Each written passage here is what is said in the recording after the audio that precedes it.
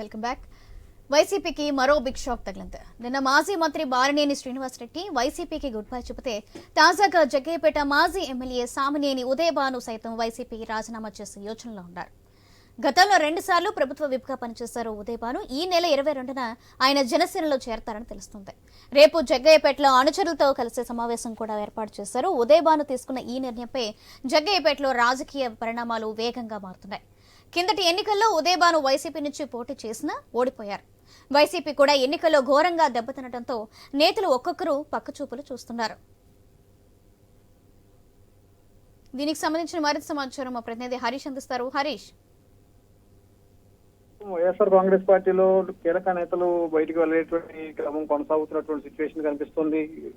పార్టీకి అత్యంత వినయ విధేయటువంటి మోపిదేవి వెంకటరమణ వంటి రాజ్యసభ సభ్యులు పార్టీని వీడిన తర్వాత నుంచి కూడా చేస్తున్న నాయకత్వం అంతా కూడా బయటకు వెళ్తున్నటువంటి సిచ్యువేషన్స్ వైఎస్ఆర్ కాంగ్రెస్ పార్టీలో కనిపిస్తున్నాయి. ఈ తాజా రాజకీయ పరిణామాల నేపథ్యంలో ప్రజెంట్ ఉదయం బాలినేని శ్రీనివాస్ కి సంబంధించినటువంటి ఎపిసోడ్ సంచలనంగా మారింది. ఇప్పుడు కృష్ణా జిల్లా నుంచి ఉమ్మడి కృష్ణా జిల్లా నుంచి అత్యంత కీలకమైనటువంటి నేతగా ఉన్నటువంటి సామినేని ఉదయభాను ప్రజెంట్ ఆయన కూడా వైఎస్ఆర్ కాంగ్రెస్ పార్టీ నుంచి బయటకు వెళ్తున్నారు. జనసేన పార్టీలో చేరతారని చెప్పి కూడా ప్రచారం జరుగుతుంది. ఇందుకు సంబంధించి కూడా ఆయన అధికారికంగా ప్రకటన చేయాల్సినటువంటి సిచ్యువేషన్ ఉంది. కార్యకర్తలకి నాయకులకి ఇప్పటికే ఆయన సమాచారం కూడా ఇచ్చినటువంటి దాఖలాలు ఉన్నాయి. ప్రధానంగా ఉదయభానుకు సంబంధించినంత వరకు కూడా ఆయన కాంగ్రెస్ పార్టీ నుంచి కూడా పెద్ద ఎత్తున వైఎస్ ఫ్యామిలీకి చాలా విధేయగా ఉన్నటువంటి వ్యక్తి. వైఎస్ బతుకున్నప్పటి నుంచి కూడా ఆ ఫ్యామిలీకి చాలా దగ్గరగా ఉన్నటువంటి వ్యక్తి.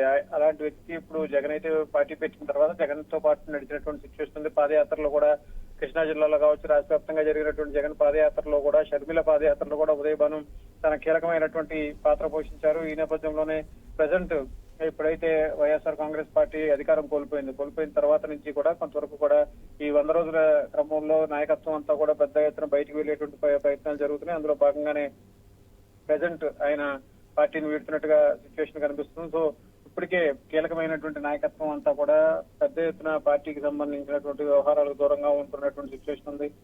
పార్టీలో మొన్నటి వరకు కూడా అధికారంలో ఉండి మంత్రులుగా పనిచేసినటువంటి వ్యక్తులు కూడా పెద్ద ఎత్తున పార్టీని వీడుతున్నటువంటి సిచ్యువేషన్ ఉంది.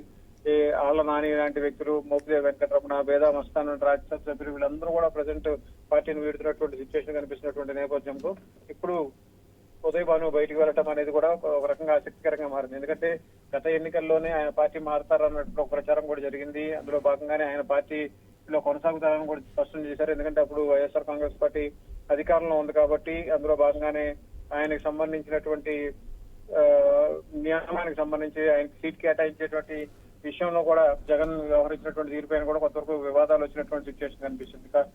సామినేని ఉదయభాను ఇప్పుడు పార్టీకి రాజీనామా చేసిన తర్వాత జనసేన ఖాతాలోకి అక్కడ ఉన్నటువంటి మున్సిపాలిటీ ఏదైతే ఉందో అది వెళ్లేటువంటి అవకాశం కనిపిస్తోంది. ప్రధానంగా జనసేనకు సంబంధించి అత్యధిక మెజారిటీగా ఉన్నటువంటి పార్టీకి సంబంధించినటువంటి నాయకత్వం అంతా కూడా జనసేన వైపు ఉన్నటువంటి నేపథ్యంలో ఇప్పుడు మున్సిపాలిటీ ఉన్నటువంటి జగ్గయ్యపేట మున్సిపాలిటీ కూడా జరిగేటువంటి అవకాశం కనిపిస్తుంది. ఇందుకు సంబంధించి ఆయా కౌన్సిల్లో ఉన్నటువంటి సభ్యులు కూడా పార్టీకి రాజీనామా చేసేటువంటి అంశం ఉంటుందా, లేదంటే అవిశ్వాసం పెట్టేటువంటి క్రమం ఉంటుందా అన్నది కూడా చర్చనీయాంశంగా మారింది.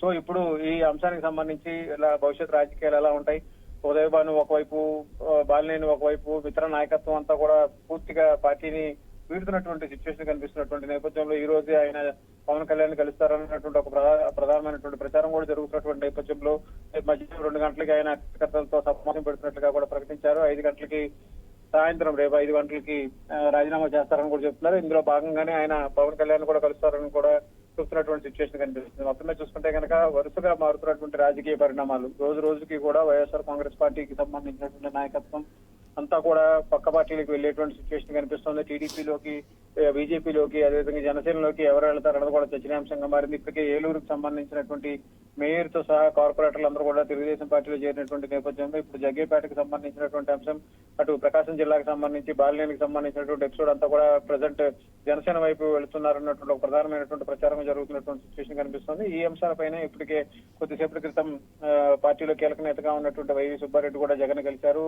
బాలినేనికి సంబంధించినటువంటి ఎపిసోడ్, ఉదయభానికి సంబంధించినటువంటి ఎపిసోడ్, ఇక రేపు ఎల్లుండ ఎవరెవరు పార్టీ నుంచి బయటకు వెళ్తారనే అంశాలు కూడా చర్చకు వస్తున్నటువంటి సిచ్యువేషన్ కనిపిస్తుంది. ఈ వ్యవహారంపైనే జగన్ తో వైవి సుబ్బారెడ్డి భేటీ జరిగింది. అందులో భాగంగానే రాబోయేటువంటి రోజులు అనుసరించాల్సినటువంటి వ్యూహాలు, ఆయా నియోజకవర్గాల్లో పార్టీకి సంబంధించినటువంటి నాయకత్వం బయటకు వెళ్ళినటువంటి క్రమంలో అక్కడ అనుసరించాల్సినటువంటి రాజకీయ వ్యూహాలు, ఎత్తుగడలు ఎలా ఉండబోతాయి అనేది కూడా ఇప్పటికే వైవి సుబ్బారెడ్డి జగన్తో చర్చించినట్టుగా చెప్తున్నారు. ఇక సో మిగిలిందల్లా కూడా ఇప్పుడు వైఎస్ఆర్ కాంగ్రెస్ పార్టీ ఈ వ్యవహారాలు ఎలా స్పందిస్తుంది అన్నది కూడా ఆసక్తికరంగా మారింది. అందులో భాగంగానే మరి కాసేపట్లోనే వైవి సుబ్బారెడ్డి కూడా మీడియా ముందుకు రాబోతున్నారు. వచ్చి ఆయన బాలినేనికి సంబంధించినటువంటి ఎపిసోడ్, ఉదయభానికి సంబంధించినటువంటి అంశాలు, ఇతర రాజకీయ పార్టీలకు సంబంధించినటువంటి అంశాలపైన కూడా ప్రత్యేకంగా కామెంట్ చేసేటువంటి అవకాశం ఉంది. ఇప్పటివరకు అయితే ఈ అంశానికి సంబంధించి పార్టీలో ఇంటర్నల్ గా జరుగుతున్నటువంటి చర్చకు సంబంధించినటువంటి అంశాలపైన కూడా ప్రస్తుతం చర్చగా ఆసక్తికరంగా మారినటువంటి నేపథ్యంలో వైఎస్ఆర్ కాంగ్రెస్ పార్టీ ఈ వ్యవహారాల పార్టీ మారేటువంటి నాయకత్వం పైన ఎలా స్పందిస్తుందని కూడా చర్చనీయాంశంగా మారింది. బాలినేని లాంటి వ్యక్తులు జగన్కి అత్యంత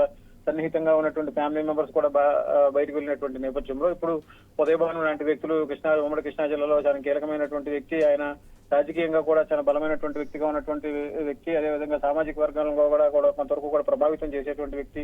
సో ఇప్పుడు అలాంటి నాయకత్వం అంతా కూడా పార్టీని వీడటం, ఇతర పార్టీలోకి వెళ్ళేటువంటి క్రమం వైఎస్ఆర్ కాంగ్రెస్ పార్టీకి సిచ్యువేషన్ ఎలా ఉంటుంది? ఒకవైపు ఇప్పటికే ఏలూరు లాంటి మున్సిపాలిటీలన్నీ కూడా కైవసం చేసుకున్నటువంటి పరిస్థితి కనిపిస్తుంది. టీడీపీకి దగ్గరైనటువంటి సిచ్యువేషన్ కనిపిస్తుంది. ఇప్పుడు కీలకమైనటువంటి జగ్గేపేట మున్సిపాలిటీ కూడా జనసేన ఖాతాలోకి వెళితే కనుక రాబోయేటువంటి రోజుల్లో స్థానిక సంస్థల్లో వైఎస్ఆర్ కాంగ్రెస్ పార్టీ పూర్తిగా బలం కోల్పోయేటువంటి సిచ్యువేషన్ కనిపిస్తుంది. అందులో భాగంగానే ఇప్పుడు గతంలో జరిగినటువంటి ఎమ్మెల్సీ ఎన్నికల్లో కూడా ఎక్కడైతే బలంగా ఉన్నటువంటి నేపథ్యంలో బొత్స లాంటి వ్యక్తులు ఎమ్మెల్సీ ఎన్నికల్లో పోటీ చేసిన తర్వాత స్థానిక సంస్థల్లో పెద్ద ఎత్తున బలం ఉండడం వల్లే అక్కడ అంతా కూడా పూర్తిగా వైఎస్ఆర్ కాంగ్రెస్ పార్టీకి సంబంధించినటువంటి నాయకత్వం ఉన్నంత వల్ల ఆయన బొత్సకి సంబంధించినటువంటి అభ్యర్థిత్వం గెలిచినటువంటి సిచ్యువేషన్. సో ఇప్పుడు వీటన్నిటిని కూడా చెక్ పెట్టేటువంటి క్రమంలోనే ఇతర రాజకీయ పార్టీలు, కూటమిలో ఉన్నటువంటి రాజకీయ పార్టీలు, తెలుగుదేశం, జనసేన, బీజేపీకి సంబంధించినటువంటి నాయకత్వం అంతా కూడా ప్రజెంట్ ఈ అంశాలపైన ఫోకస్ పెట్టారు. సో స్థానిక సంస్థల్లో లోకల్ గా ఉన్నటువంటి లోకల్ బాడీస్ లో గ్రామ స్థాయి నుంచి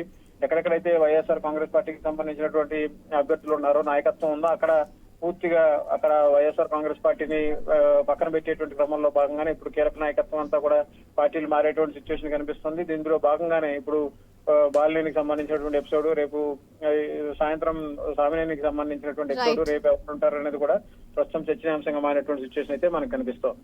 రైట్, థ్యాంక్ యూ హరీష్.